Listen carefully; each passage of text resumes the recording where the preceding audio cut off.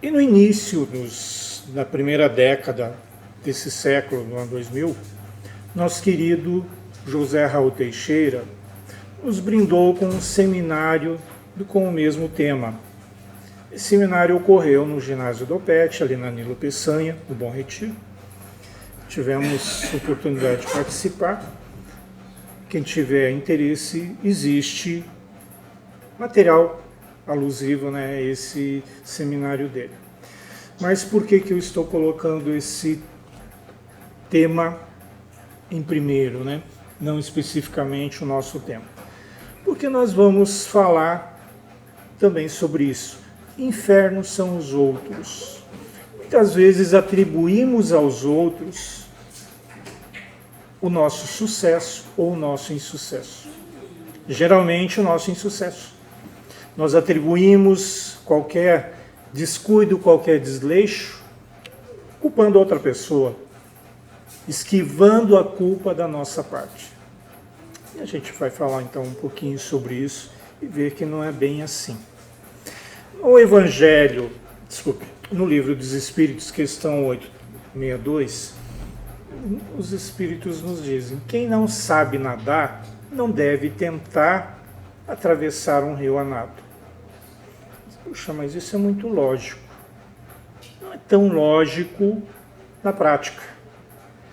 É claro que a colocação ela é alegórica, ela se expande ou serve para inúmeros outros exemplos. Muitas pessoas se postam a tentar a sorte em alguma área de atuação onde não dominam. Por exemplo, uma pessoa cursou direito na faculdade. Ok, exerce a profissão, ótimo.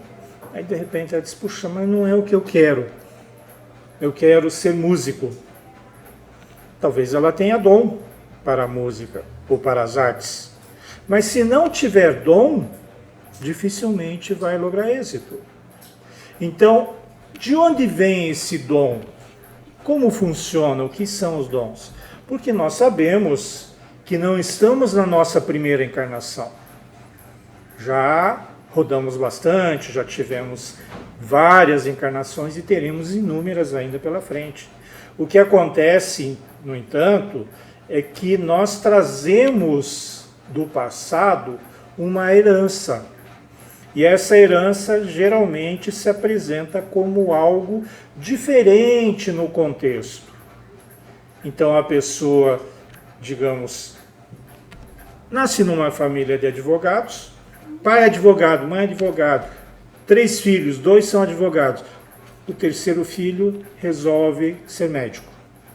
Pô, mas por que somos todos advogados? Vai ser advogado, é uma tradição da família, tal. Não, eu quero ser médico. Aí ele vai, cursa medicina e se torna um excelente médico. Porque já traz uma herança do passado. Essa herança são nossos códigos combinados no nosso processo reencarnatório. Porque nós fazemos parte desse processo. Então, quando nós estamos lá, vamos dizer assim, na banca julgadora reencarnatória, dissemos: puxa, você já foi médico, mas você vai nascer numa família de advogados. Quer se tornar advogado? Não, eu quero continuar na medicina. Sem problema nenhum. Então já vem essa condição, essa possibilidade. Caso ele tivesse necessidade de vir atuar em outra área, poderia ser até, né, na advocacia, no direito, caso ele tivesse essa necessidade, então no processo reencarnatório, isso já seria combinado com ele. Você vai, mesmo que você queira ser médico, você tem que ser advogado, porque você vai precisar atuar nessa área. Nós sabemos que, enquanto espíritos, nós não precisamos passar por todas as experiências. Nem todos precisam ser médicos, advogados, artistas. Não necessariamente. Nós precisamos sim ter várias experiências. aquilo que todo mundo gosta de fazer no seu lazer. Por exemplo, hoje está muito na moda cozinhar. Todo mundo, toda a família tem um mestre cuca. Alguém que adora mexer nas panelas, que tem habilidade na cozinha, que sabe o que está fazendo, etc e tal. Ótimo, ótimo. Mas isso é praticamente um hobby. Muitos vão levar adiante como profissão, mas nem todos. Então, num determinado ponto do nosso processo reencarnatório, vamos nos deparar com uma condição assim. Nós não precisamos necessariamente nos tornarmos um grande chefe de cozinha, mas vamos ter alguma experiência. Então, isso é inerente no nosso processo encarnatório. Ao longo das encarnações, conforme diz o texto, nós vamos acumulando talentos. Não precisamos nos tornar expert em tudo, mas vamos acumulando talentos. O que nós precisamos ainda entender? Como eu já disse, nós trazemos sinais do passado. Ó, eu não colei, já estava ali, viu? Falei de uma família de advogados, nasceu médico. Então a gente já traz isso do passado. E, necessariamente, aquilo que nós procuramos fazer hoje na prática é aquilo que para nós, primeiro, a gente procura sustento. Hoje é uma condição essencial. Procuramos sustentar a nós e a uma família. Claro que estamos colocando uma condição básica, normal. Hoje o modelo familiar está se alterando, não é a questão a ser debatida hoje, né? Mas fato é que a ideia inicial de todos é realmente assim procurar o seu sustento. Se você consegue aliar a busca do teu sustento com algo que te deixe realizado, te deixe feliz, então fica tudo perfeito. Voltamos ao exemplo anterior, né, que eu citei, pessoa que gosta de cozinhar. Então você gosta de cozinhar, entra nessa área, faz uma preparação, treinamento, cursos, vai fazer estágio em restaurante internacional, tudo lindo, maravilhoso. O fato é que depois você começa a trabalhar, logrando êxito, você fica realizado. Então você fica feliz com o teu resultado. Para lograr êxito, não basta ter talento. Precisa também saber administrar o negócio. Quantas vezes nós já vimos pessoas, principalmente quando você trabalha numa empresa com vários departamentos, uma pessoa sai de um determinado departamento e vai a outro. Naquele departamento o cara mandava super bem. Operador de máquina industrial. O cara mandava muito bem. Mantinha a sua máquina asseada, limpinha, bonitinha, trabalhando 100%. Ótimo.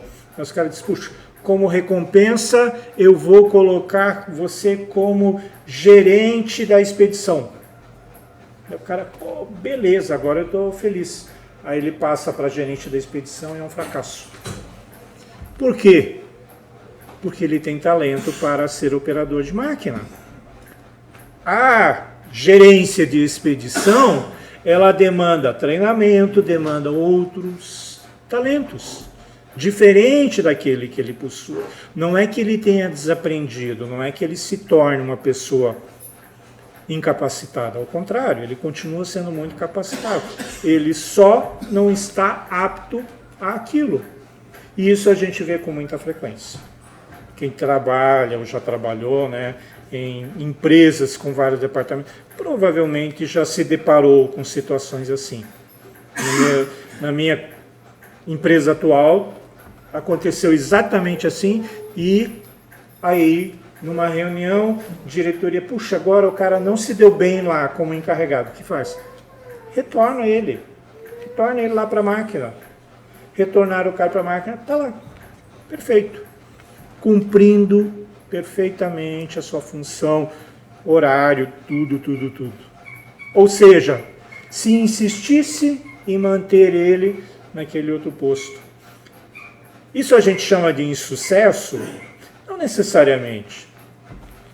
Não necessariamente. Não é insucesso, porque a pessoa em si, ela atinge sucesso numa determinada área, num determinado departamento. Então não é culpa dela. Ela só não tem a preparação para outra área. Então isso é algo assim interessante para a gente pensar. Como é que a gente trabalha com isso? E também assim, né? Dentro ainda desse tópico aqui. Os espíritos que nascem e passam a vida na abundância são espíritos pusilânimes, pouco progridem espiritualmente. Ou seja, regra básica para que a gente evolua espiritualmente. Precisamos praticar a nossa reforma íntima.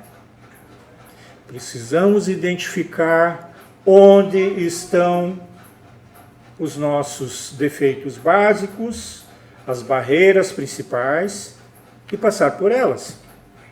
As pessoas que já vivem na abundância não têm necessidade de muito esforço. E para você praticar a reforma íntima, você precisa se esforçar. Você não consegue lograr êxito levantando todo dia 10 horas, indo trabalhar meio-dia e voltando para casa às 5. Você só vai lograr êxito se você levantar às 5 da manhã, estiver lá no seu posto de trabalho às 7, trabalhando, tal. Depois de algum tempo, aí você pode mudar a tua carga horária, as tuas atribuições, ok, mas o esforço você tem que demandar. Sem esforço você não consegue. É aquela coisa assim, normal, hoje está muito em moda, né? Não apenas moda, né? Mas a gente vê a necessidade da prática de uma atividade física. Então aí a gente vai para uma academia. Tá? Academia, para quem não tem digamos, o contato diário, a academia tem as chamadas tribos. Então, cada faixa horária tem uma tribo. O pessoal que vai para a academia 5, 6 horas da manhã, que abre a academia, são os chamados psicopatas. Tá? Eu me incluo nessa turma, porque eu estou na academia todo dia 5 e meia da manhã. Aí o pessoal que vai às 8, 9 horas, são os chamados... O que vocês imaginam que seja? Quem vai às 8, 9 horas da manhã? Ninguém tem ideia? Os aposentados. Os aposentados vão 8, 9 horas da manhã para a academia, porque daí tá tranquilo, ok. Aí quem, depois dos aposentados, daí vem os nerds, aí tal. Mas o porquê que eu estou citando isso? É porque a gente vê na academia muitas pessoas empenhadas. Então, quando você começa a frequentar, você vai agora nós estamos no verão, então, ok. Todo mundo quer chegar no verão com o corpo em forma, assim, bonitinho, né? Para colocar uma roupa mais leve, para praia, na piscina, aproveitar. Mas para você chegar nisso, tem que se esforçar. Você tem que, não é apenas ir para a academia, tem que mudar hábitos, hábito alimentar, hábito de repouso, e uma série de outras coisas. Então, à medida que você pratica esse esforço, o resultado vem. Tá? Na nossa vida não é diferente. Nós vamos todo dia procurando nos melhorarmos. Para nos melhorarmos, há necessidade de esforço, há necessidade de mudança. Quando a gente fala em mudança, às vezes dói um pouquinho, né? Puxa, mas é tão bom dormir até as 9. Ok? Desde que você levante e faça alguma coisa, né? Vai. Agora, se você levantar e ficar na ociosidade, não importa. Não importa o que você faça, tem que estar fazendo alguma coisa, tem que estar agindo. Então, as mudanças só ocorrem quando a gente pratica, quando a gente se esforça, quando a gente aceita mudar. Ah, mas eu levanto às 9 faz 50 anos, por que eu tenho que mudar? Não precisa necessariamente mudar, pode continuar levantando às 9. Mas muda o que você vai fazer depois. Se você já tinha uma rotina e aquela tua rotina parece assim que já chegou no limite, muda a rotina. Então, a necessidade de mudança, ela é inerente ao nosso estágio atual evolutivo. Se a gente não praticar a mudança, nós vamos continuar na mesmice. Então, se sabemos que tem alguma coisa que está faltando, alguma coisa que a gente está esbarrando, alguma coisa está errada, alguma coisa tem que mudar. Não tem outra opção. Aí a gente tem, né, como eu já falei, nascer sobre um chamado berço de ouro. Eu falei há pouco, né, que os espíritos que nascem e passam a vida na abundância, são espíritos pusilânimes. E quem nasce chamado berço de ouro é feliz? Não necessariamente. Não existe garantia de felicidade no nosso planeta. E não existe garantia de felicidade através da posse de bens. Por quê? Quando a gente, voltando à questão de você se esforçar, você vai comprar um carro.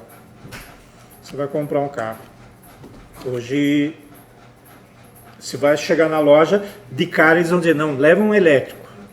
Não, mas eu não quero carro elétrico. Quero um outro carro. Não, mas leva elétrico, porque daqui para frente ninguém vai fabricar carro a combustão, só elétrico e tal. Leva elétrico. É o papo do vendedor. Só que elétrico custa 50, 100 mil mais caro. Não, ainda quero um carro de combustão, vai demorar, tá? Ok, tudo bem. Mas o que tem a ver o carro?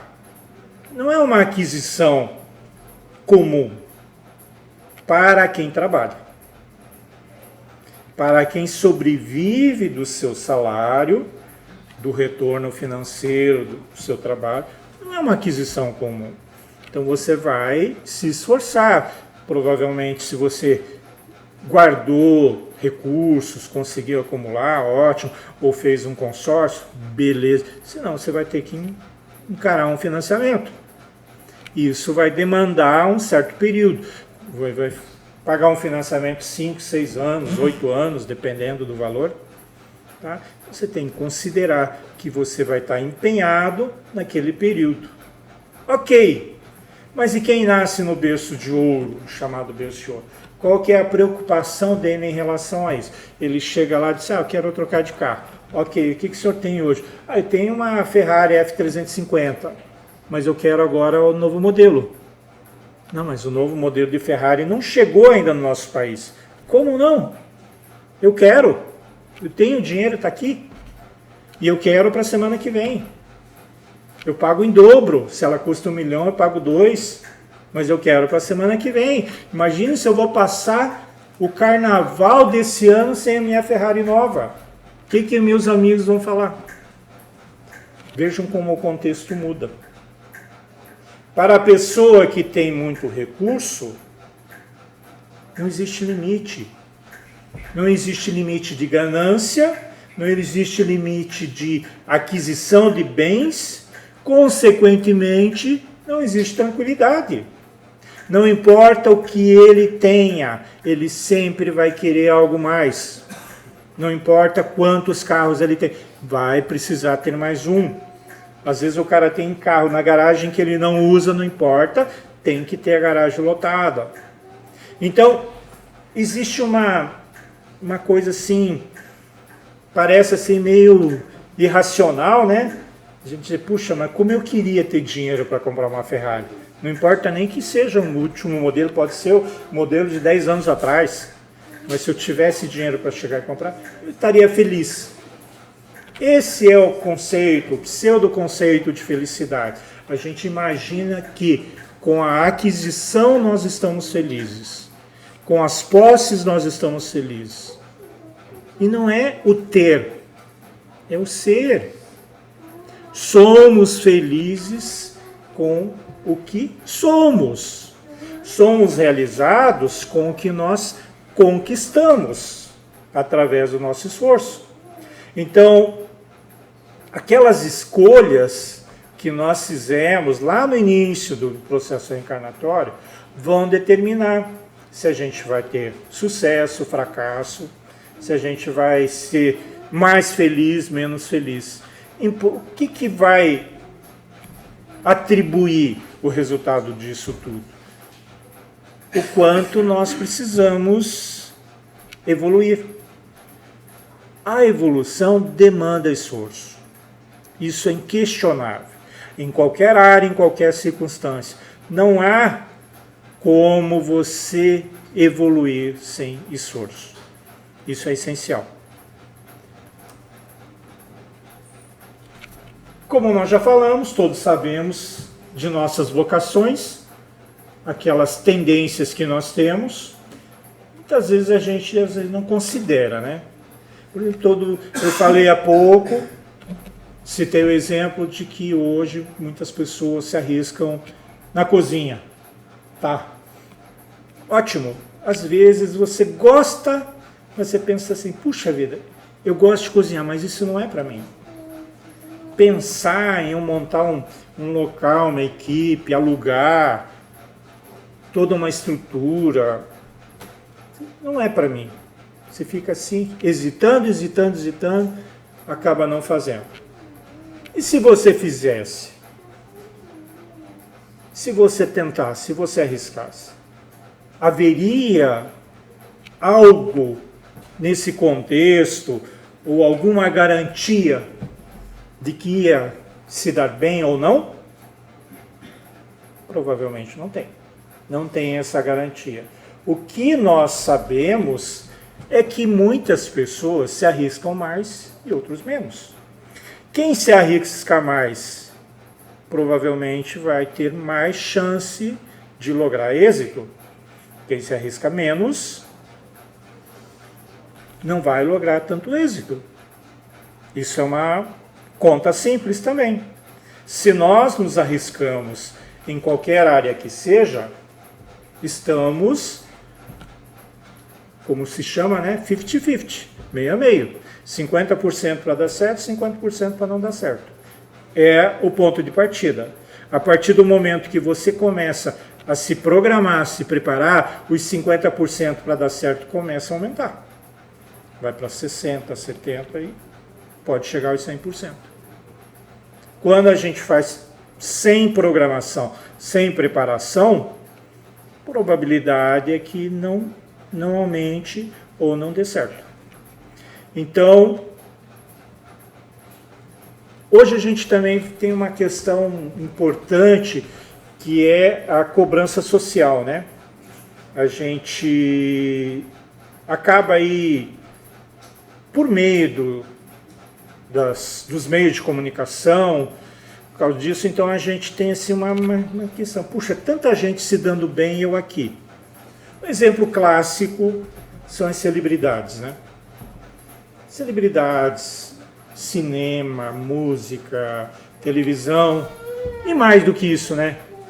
Jogador de futebol. A gente vê aqueles caras assim, né? O cara vai dar entrevista falando, o problema é que não sei o que aconteceu, mas eu acabei no fundo, mas deu certo. Puxa vida, você fica assim, aquilo dói o ouvido, né? Dói o ouvido. Aí vai ver lá, o cara tá ganhando 5 milhões por mês. Puxa, tô na profissão errada.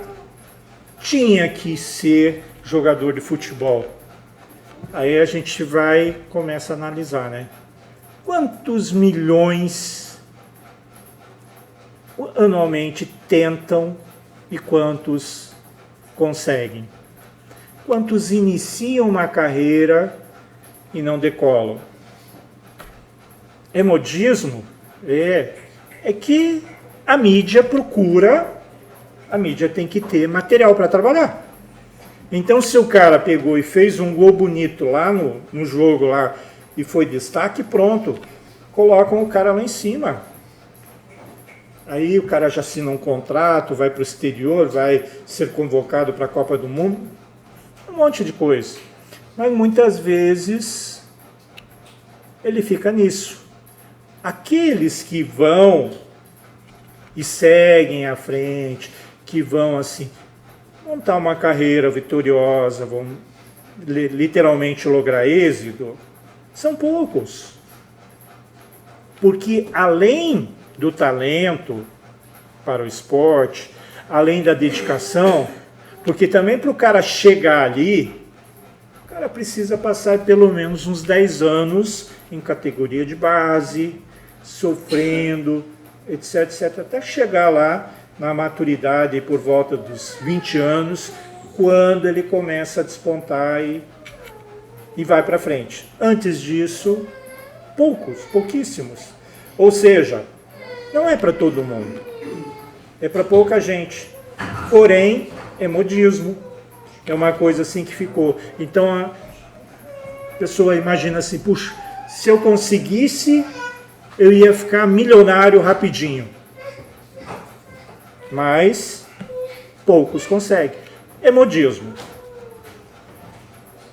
O que nós falamos aqui, né? Celebridade, jogador de futebol.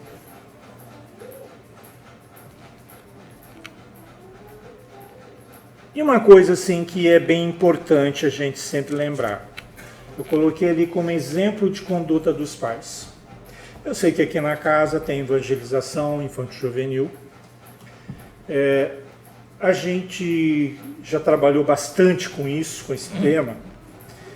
A evangelização, ela nos traz um retorno bem interessante. Mas mais do que isso, mais do que o que a criança aprende com os evangelizadores, o que a criança aprende na escola, é o que ela aprende com os pais. Hoje a vida moderna afastou um pouquinho, o contato de pais e filhos é cada vez menor. Cada vez menor. Eu sei que a maioria aqui já passou dos 25, que nem eu, e lá atrás ainda a gente vivia naquela condição assim, né? O pai trabalhava, a mãe ficava em casa e cuidava dos filhos. Era assim. Então você ia para a escola, voltava, na hora do almoço, a mãe estava com o almoço pronto, você almoçava. Depois que fizesse a tarefa de casa, você podia brincar. Essa era a rotina. Tá? E aí o que acontecia muito? Então você via teu pai trabalhando, dia após dia. Então você tinha um exemplo do pai sendo uma pessoa honesta, uma pessoa séria, uma pessoa assim que trabalhava para o sustento da família. E você tinha a mãe como exemplo de uma pessoa zelosa, amável, que sabia tudo o que estava acontecendo. Se você estava jogando bolinha de gude, se você estava jogando futebol, estava brincando de cair, ela sabia tudo. Tudo. O radar dela, sim, era infalível. Tá? Radar 24 horas por dia ligado. Então ela sabia de tudo que estava acontecendo. Aí você crescia com essas referências. Você crescia com uma referência de uma mãe zelosa, amorosa, de um pai honesto, trabalhador. Tudo o que eles faziam, então você procurava aceitar e entender que aquilo também poderia ser o seu futuro. Aí já vinha também aquelas questões, né? Não muito que a gente digamos, a gente não concorda muito. Então, por exemplo, se o pai fumava ou a mãe fumava, um dos filhos também ia fumar. Porque você aí diz, não, mas não quero que você fume. Não quero que você fume, mas está fumando o tempo todo. Você ia imitar o exemplo. Ou se bebia, ou se tinha hábito de jogo, ou qualquer outra coisa assim. Então, tanto os exemplos positivos quanto os negativos serviam para a criança como um balizador. E ela levava isso como uma herança, não apenas uma herança genética, mas uma herança cultural. Então, essa herança era, sem dúvida nenhuma, algo que se tornava determinante mais tarde, quando aquela criança, já adolescente, entrando na fase adulta, iria definir o seu futuro profissional também. Quantas pessoas assim acabaram definindo o seu futuro pelo exemplo dos pais, pelos bons exemplos? Não é que o pai trabalhava num determinado setor, eu também tenho que trabalhar. Não necessariamente, mas você entendia que a necessidade de esforço do trabalho levava ele àquela condição, e você queria também conquistar uma condição naquele patamar. Por isso, o exemplo dos pais sempre foi algo muito importante. Muito, muito, muito importante. Para finalizar, no Evangelho segundo o Espiritismo, capítulo 18, não está no slide, mas é o capítulo que fala da porta estreita. Um capítulo bem conhecido, acredito que a maioria já tenha estudado, né, esse capítulo. A porta estreita e a porta da perdição. A porta da perdição é a porta larga, que é fácil de você passar. Em qualquer circunstância, em qualquer momento, você, puxa, aqui esse caminho é tranquilo, eu vou por aqui. E a porta estreita? É bem o que nós falamos hoje, né? Para você adentrar pela porta estreita, demanda esforço. Demanda, muitas vezes, assim, hábito, até você deixar. Por exemplo, se eu estou segurando essa bandeja e vou passar pela porta, não consigo levar a bandeja. Puxa, não vou entrar porque eu não consigo. Deixa a bandeja. Mas eu gosto tanto dessa bandeja, eu quero levar comigo. Deixa. Deixa para trás um pouco daquilo que você acha importante, mas que não vai te acompanhar para o resto da vida, como costumam dizer. Às vezes é necessário o desapego, deixar para trás alguma recordação, deixar para trás algo que a gente... Aquela coisa assim de ser acumulativo não cabe mais. Ah, mas tem tanta coisa. Eu ganhei essa toalhinha aqui que era do enxoval da minha bisavó. Eu quero guardar de recordação. Tua bisavó nem imaginava que isso ficaria para você um dia. E deixa.